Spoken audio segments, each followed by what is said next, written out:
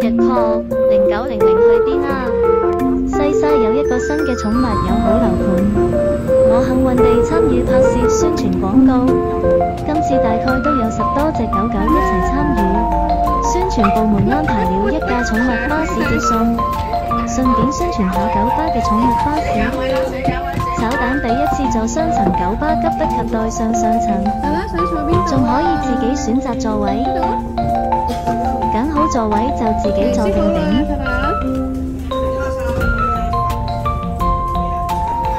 排好位置就等待攝影師上層拍攝我哋坐車狀況。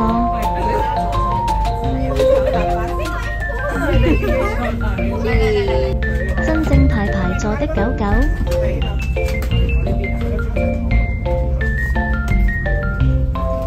攝影師就會一邊靜靜地拍攝，盡量避免太大動作刺激狗狗。話咁快就到咗 Go Park 個商場，製作部將大狗及細狗分咗兩批狗拍攝，大狗先上頂層嘅狗公園拍攝，狗狗可以隨心周圍遊玩，攝影師自己周圍捕捉合適角度拍攝，所以狗狗都沒有壓力。簡直就係在工作中娛樂。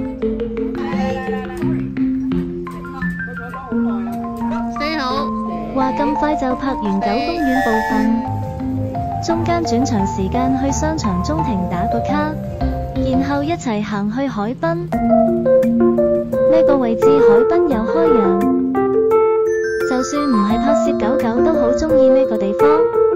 未到炒蛋拍攝，周圍行下先。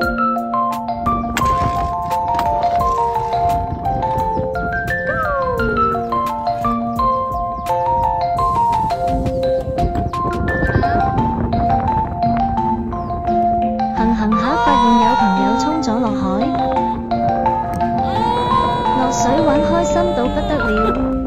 炒蛋見到都好想落水玩，好彩得住冇落到水。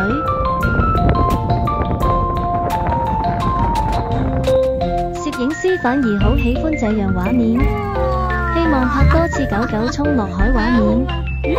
炒蛋冇得落去玩，嬲死佢。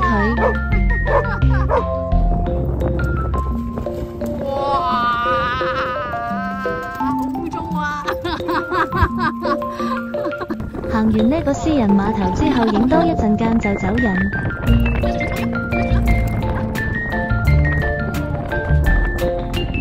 呢個位置係必影的。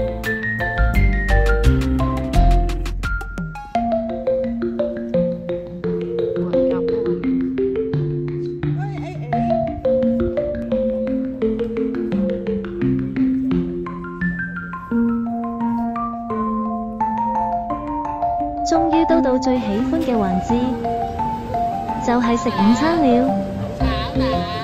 呢個拍攝包咗人類午餐，再提供每狗一籠狗點心。炒蛋已經好期待。食完點心後仲有狗解雪糕。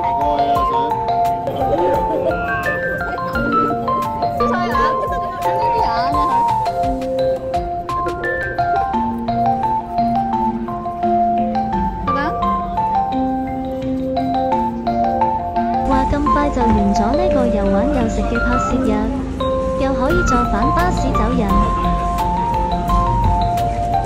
呢個輕輕鬆鬆拍攝日玩到3點左右就完成。回程炒蛋選擇坐車唞睇風景。